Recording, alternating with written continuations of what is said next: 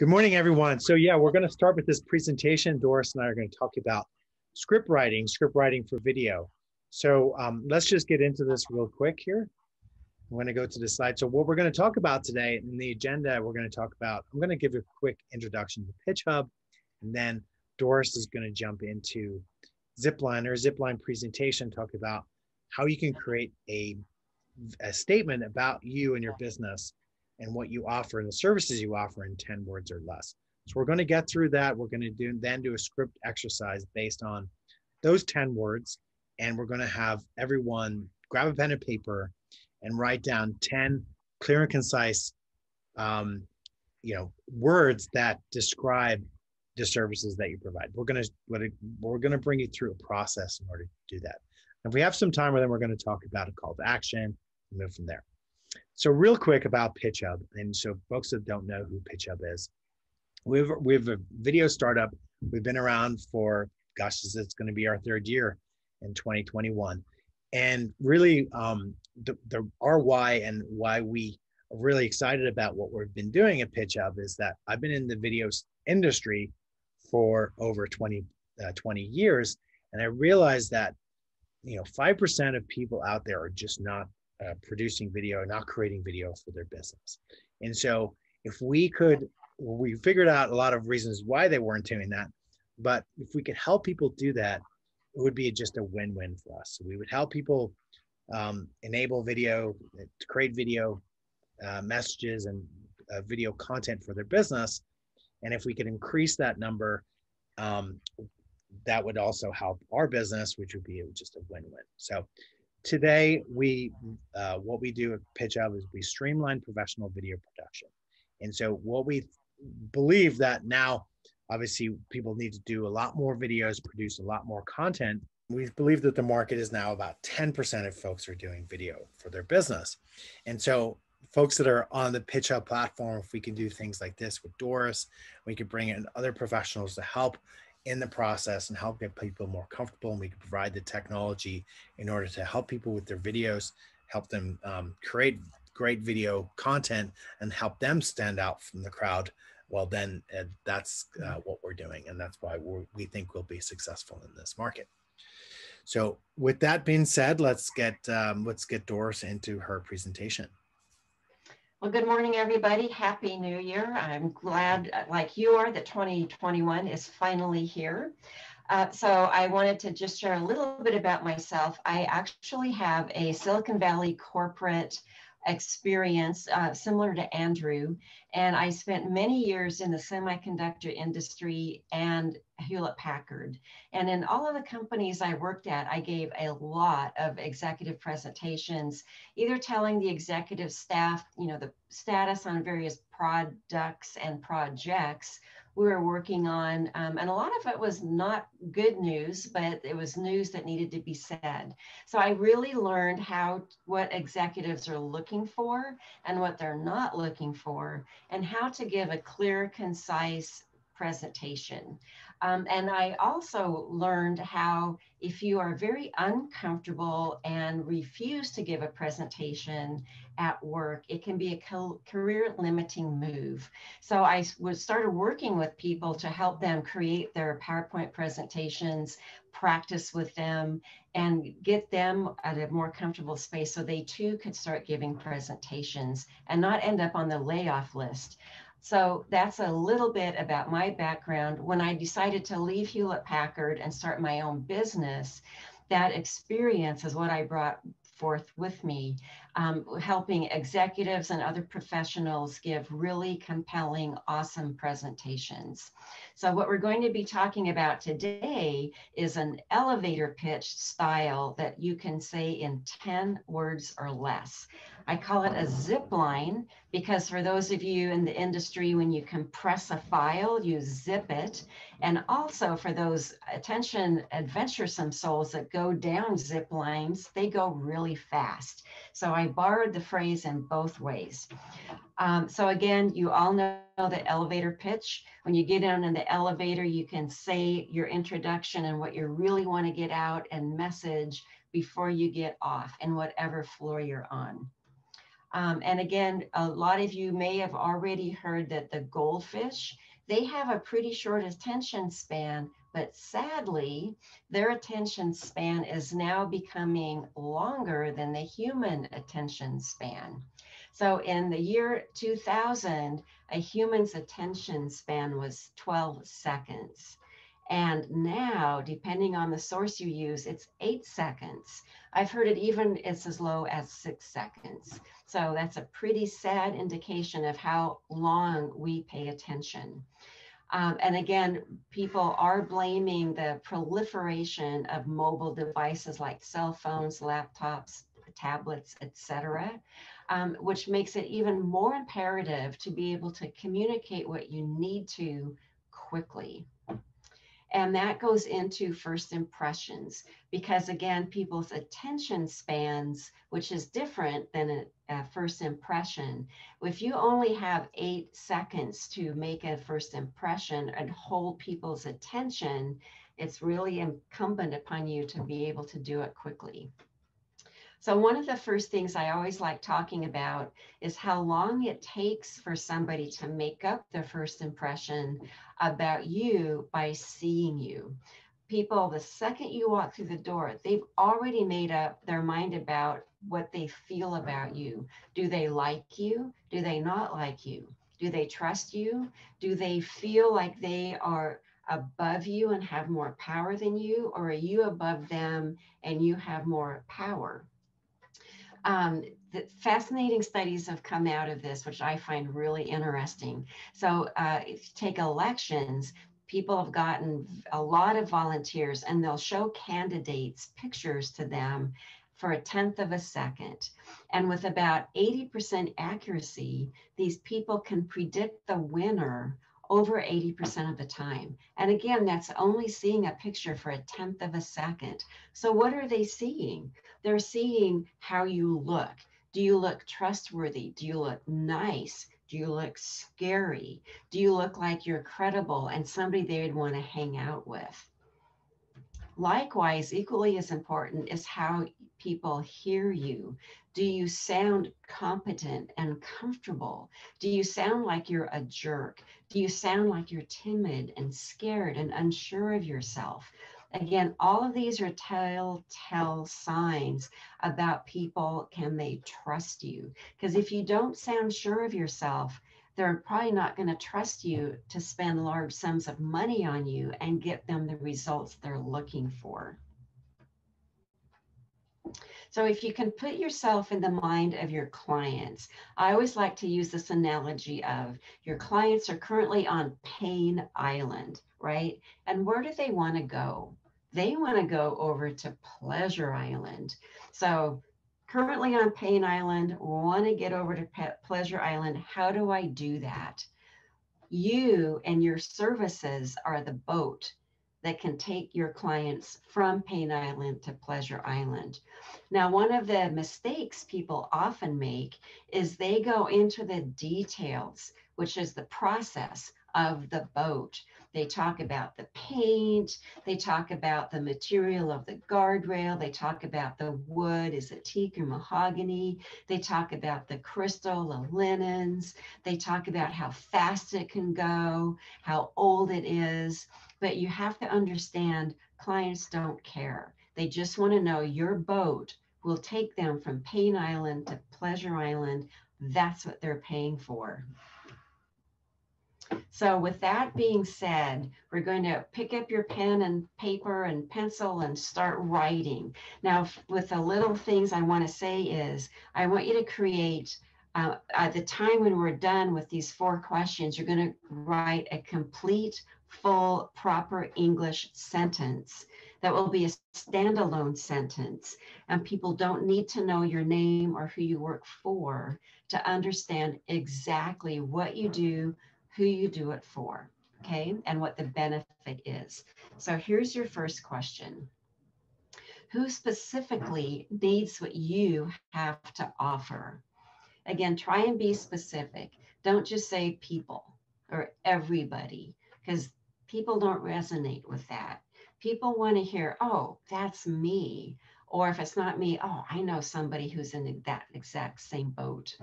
So be specific. Second question, what do they need and want?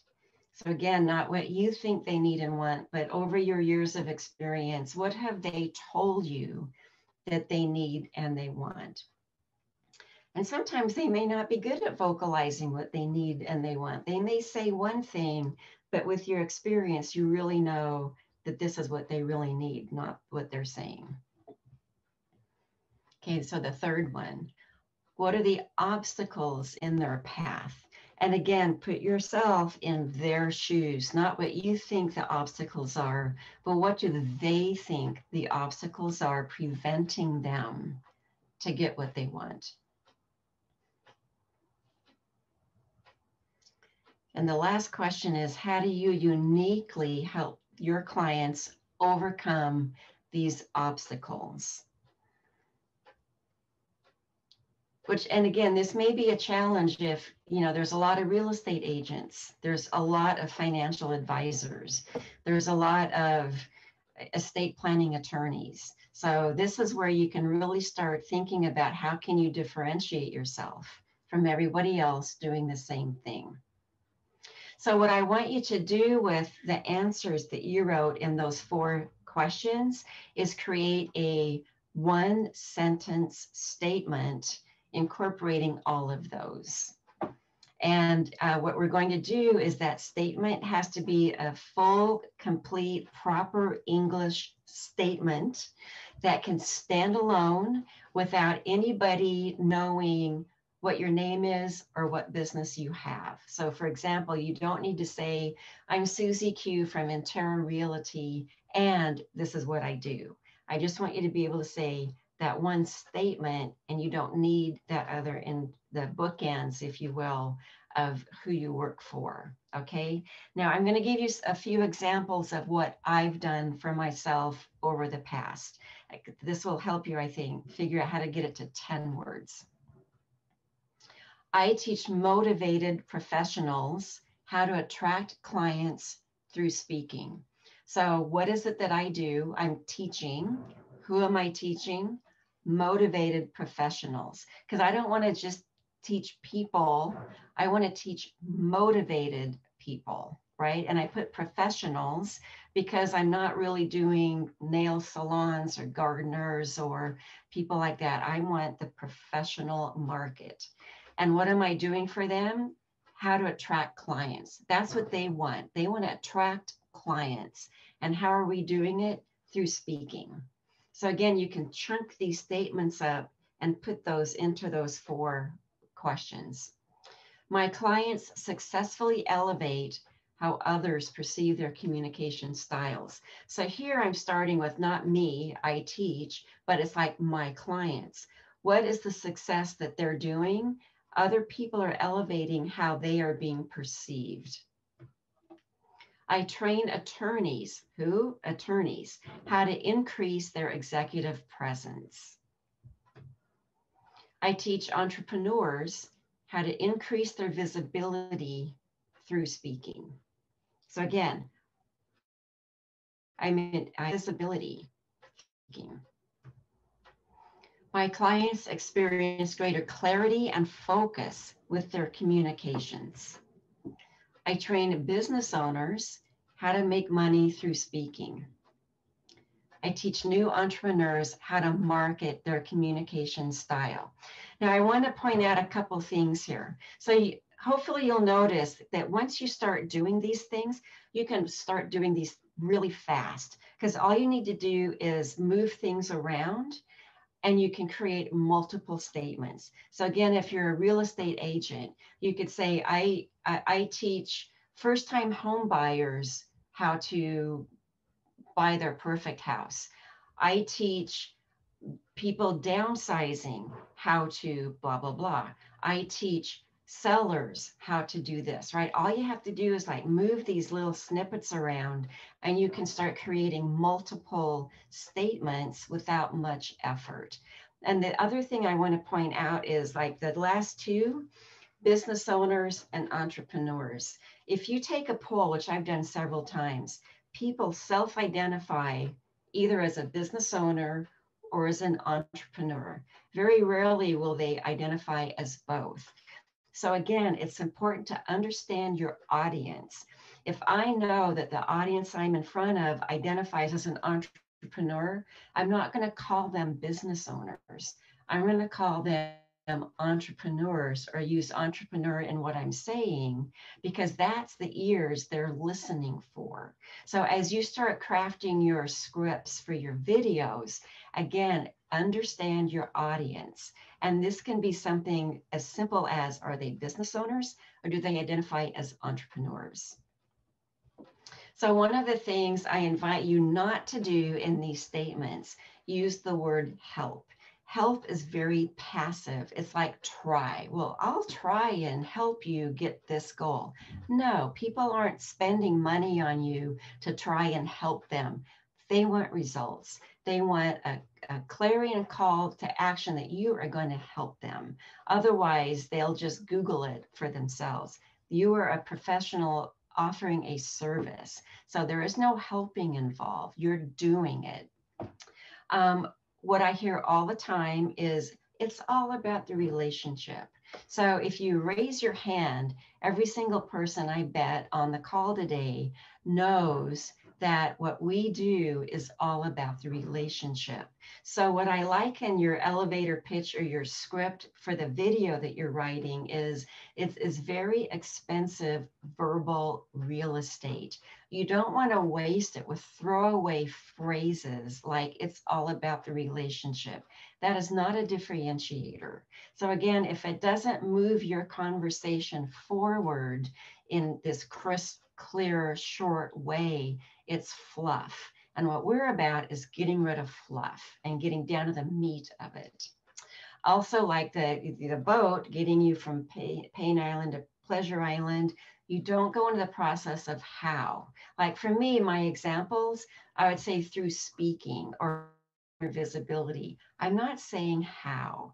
I'm not saying, which I hear again all the time, I sit with you and I really take the time to understand where you are now and how to get you to where you want to be. And I have you fill out all these forms and surveys and we co-create this together. No, no, no, no, none of that. People don't care. They want you to show them how to do it. And again, why I had you concentrate on one of the many things that you do, you don't want to throw in the kitchen sink. You just don't have time in these clear, succinct elevator pitches or your about me videos. You don't have time for that. You need to hook people quickly so they want to keep listening to you. The other thing I hear about this, and some people, this is their whole modus operandi, is they teach people how to say, what differentiates me from the competition is, or how I differ from other people is. And for me, you know, my personal opinion is don't do that. One of the reasons why I say never ever do that is because if you hear me, what differentiates me from the competition is I really take the time to get to know what people want and how to get them there. So then there's two things. You're setting yourself up to be better than everybody else, which unconsciously makes a bad feeling in their mouth about you, because you're coming off as you're full of yourself because you're so much better than everyone else. But we really aren't. We're just different, right?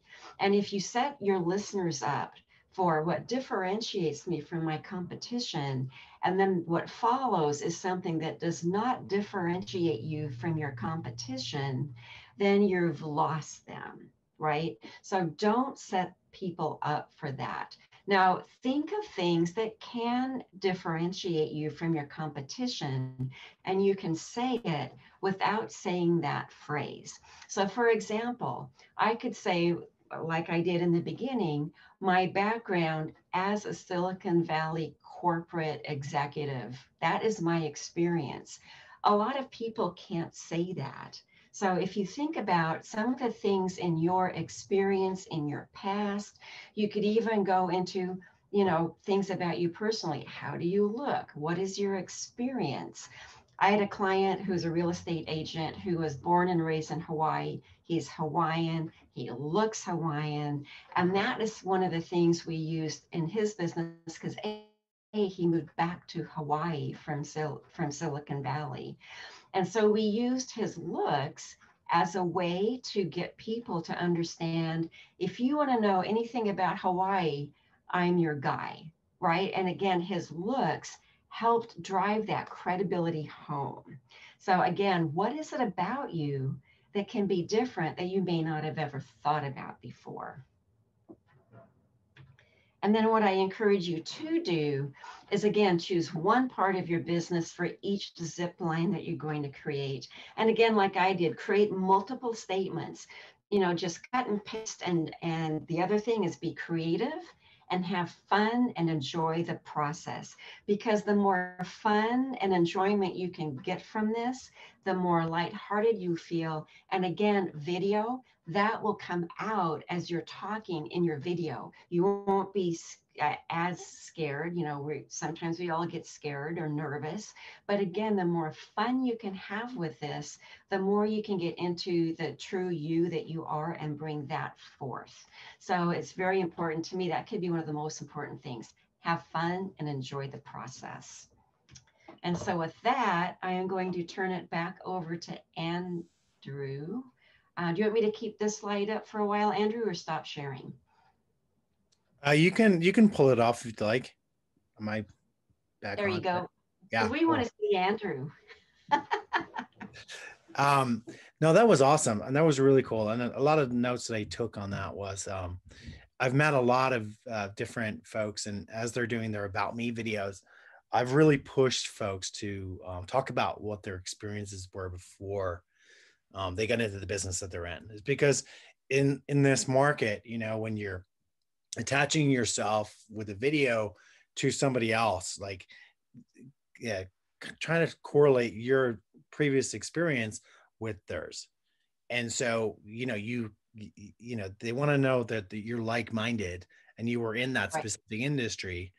And that I think that's why we always connected right away, is because we were in Silicon Valley, we were in high tech, we were very familiar with the industry as it was in large companies too. So I definitely want to ask questions. I want to ask if folks have questions, or if somebody even wants to come up with this statement they came up with that they want to share. Yes, please. We'll take a volunteer, or we could even do a voluntold if nobody volunteers. Yeah. Does anybody feel brave? All right, awesome. How are you? Great. So my biggest difficulty when I leave a voicemail, what can I say in a voicemail that is very short and make them call me back? Because nobody pick up the phone these days. Is this like a cold call voicemail, or somebody that you know? Probably both, one of each. Okay, so Andrew, do you want to take a first stab, or would you like me to take a first stab at as a cold call? Well, you know what the video guy is going to say. Well, I would say a video call. Just record a message of you just explaining who you are and what you want to talk about, and put it on video. You connect with the person way better. So record a video and just, I found too that when I leave voicemails, I, try to see if I can, let me redo that one. So record your video on your phone and text that video to that person. Say, look, it's always really hard, because people don't answer their phones anymore. If you don't know the number, they're not going to answer. So with the video, though, they get to see you a little bit, and you get to clear and concisely explain what you're looking to do when you give them that phone call. Right. Now for me, Luba, are you a real estate agent? So I'm assuming the phone numbers or the contact information you'd be getting like from a list that you're then going out. So does that list have demographic information on it, like how old the home buyers are, or how long they've lived in their current home, or that kind of information? Yes. because that would also, going back to Andrew's point, when you're creating a video, one of the things you wouldn't want to do is call a first-time home buyer that's in their early 30s who just bought a home 6 months ago and give them a pitch about downsizing, right? Because that's the wrong market. Likewise, you wouldn't want to be reaching out to somebody who is in their 70s, who's lived in the house for 60 years or 50 years, and talk to them about trading up, right? So again, if you understand exactly, and Andrew's point is brilliant, if you leave a video message, then it is understood and assume that you're doing this like to each individual person. It's not a robocall. Yeah. Right? Because again, that would be two different messages, because nothing will turn people off more if you are totally missing who they are. Right. And this is for everybody. Again, the more clear you can get to who you're talking to, that will help you target to what to say, right? The more likelihood that they're going to actually, if they're not in the market, if they're not corresponding to what you're requesting, they are more likely to say, oh, I may know somebody.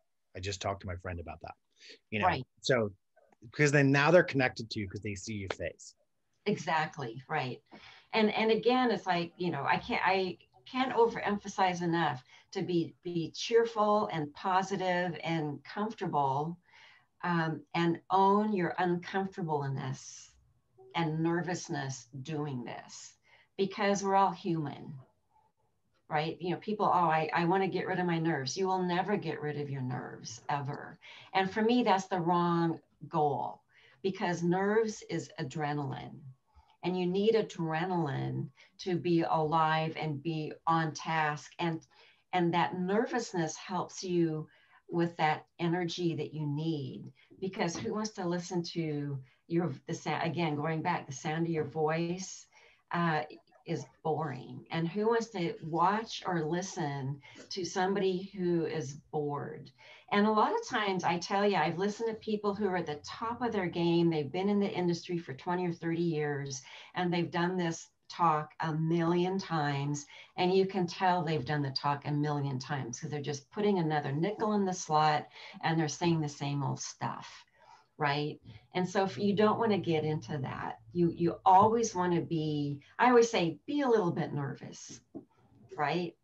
And the other thing, if I can be a devil's advocate, I am not a fan of being perfect, because being perfect is not natural. You're right. We are perfectly imperfect beings. And when you get too perfect, it makes people nervous. Right. And so again, like for me, if you've been listening closely, you've heard me stumble over some words. I know I'm going to do that every time I open my mouth. So for me, I don't let it bother me, because A, I know I'm going to, and B, I know how to get out of it and keep moving. And C, I just feel like it makes me human. And it also makes other people more comfortable, because they're not going, oh, Doris, she's so perfect. She does this for a living. She never makes a mistake. I make a mistake all day long. So again, as you do these videos, don't think that you have to be perfect, right? Embrace your little foibles. Yeah. You look perfect. You have a nice light on you, probably. I do. Well, again, this is what I do for a living, but you don't see the mess in back of me, right? And again, it's just like all these things conspire, but that's what makes a professional is like, and again, like Andrew, you know, we got on before this call to make sure everything was right, and we had to make some changes, but again, that's what you do. You make it really good enough, but you know, it's never going to be perfect, and be okay with that. Yeah, and anybody who's done videos with me, I've always said, every once in a while when they make mistakes, like, no, don't worry about that. That's totally fine.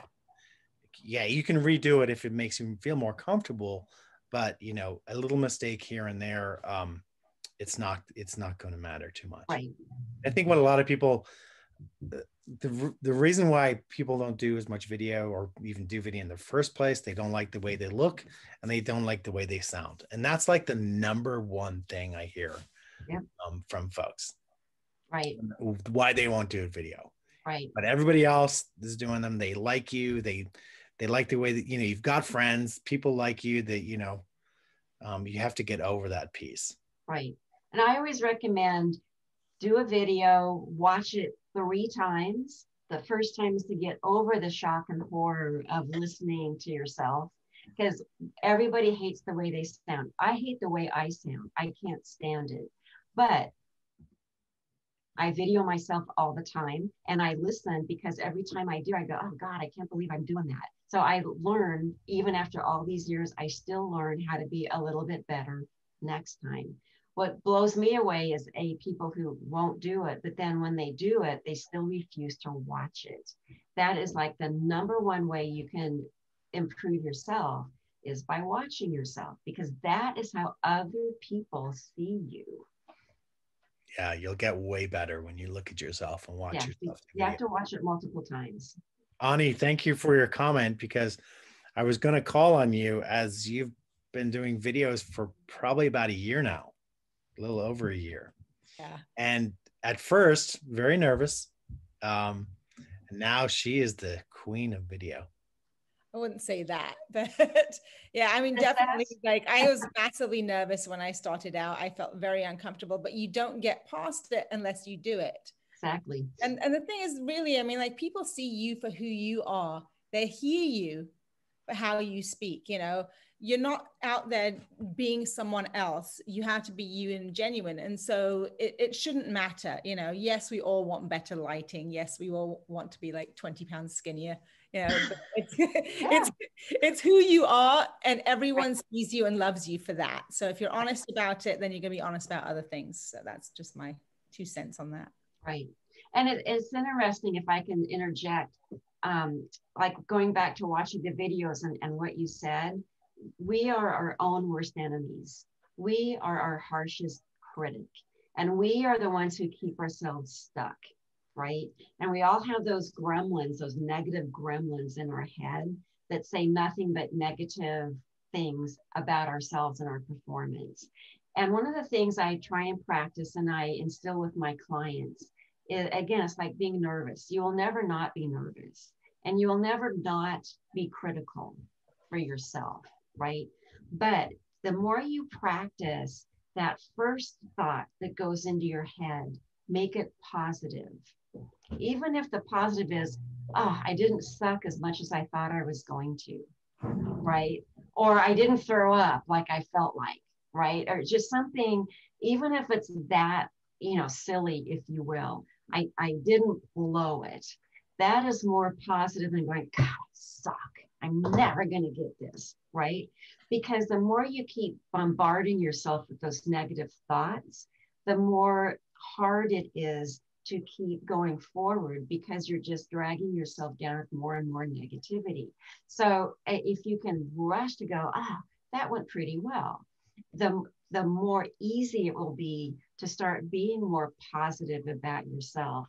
And the fact that, yeah, we need to lose 20 pounds, but it's okay, because people, you know, who cares, right? And again, if you wait till everything's perfect, you know, you're never going to get there. So I'm glad you mentioned that, because, you know, people, I'm too old, I'm too young, I'm too short, I'm too tall, I'm too thin, I'm too fat. My mother wouldn't let me, you know, my dog ate, whatever it is. I have kids, I don't have kids. You know, it's too cold, it's too hot, whatever is going on in our life, we make 1,000,001 excuses why we can't do something. And it's all us preventing ourselves from moving forward. What I've seen so many people that have been so nervous, and then they've done their first video, but they've practiced and they've done it. And then they're always they're always happy with their video. Right. Not super happy, right? But they're much happier than they thought. Right. It came out way better than they thought it was. And it's interesting how many people don't want to practice. And again, it's like, would you want to get on an airplane where the pilot has not practiced their 1,000 hours in the situational training where they're coming up with any scenario that might go wrong? No, right? So practice. Yeah. So with everything that, you know, everybody put together, make sure to email myself and Doris. You can find our emails on the invite. Email us what you wrote down. Email us, you know, if you've got questions, let us go through those and let us help you with them. And so in 2 weeks, we're going to come back and we're going to do this. We're going to maybe go through a couple of them. Oh, that'd be great. Kind of get into it, dig into it a little bit. And it's just not real estate on this call. There's some other folks that have joined from other industries too. So we can get to see what they're thinking too. And so we can go through some of these statements, we can work on them, and then we can talk about me videos next time, and also call to actions. So like, try this, discover this, call me now. Those types of statements that you can make from a call to action, where you can really invoke somebody to do something after watching your video. So we're going to get into that in about 2 weeks. But in the meantime, let's collaborate over those 2 weeks with your statements. And then we'll come back and do this and kind of the next level in about 2 weeks. Right. And think about how, even though this is what we did today is about an elevator pitch, it's still a structure that you can move into the script. Because again, think about, what fluff do I have? Let's get rid of it. Does that sound good? And if anybody's got any questions before we jump off, if there's something that you wanted to hear today before we go, please let us know. Yeah, Andrew, is this recorded? Yes, it is, Nicole. Yes. Okay, cool. Thank you. You're welcome. No questions? Wow. It's okay. Happy New Year, everybody. Happy New Year. Thank you so much, everyone, for joining. Hopefully you found this was useful. It was always useful for me. And thank you, Doris. You're amazing. I really appreciate your jumping on this call. I appreciate the invitation, Andrew. Thank you. All right. Thanks, guys. Bye. Bye, everybody.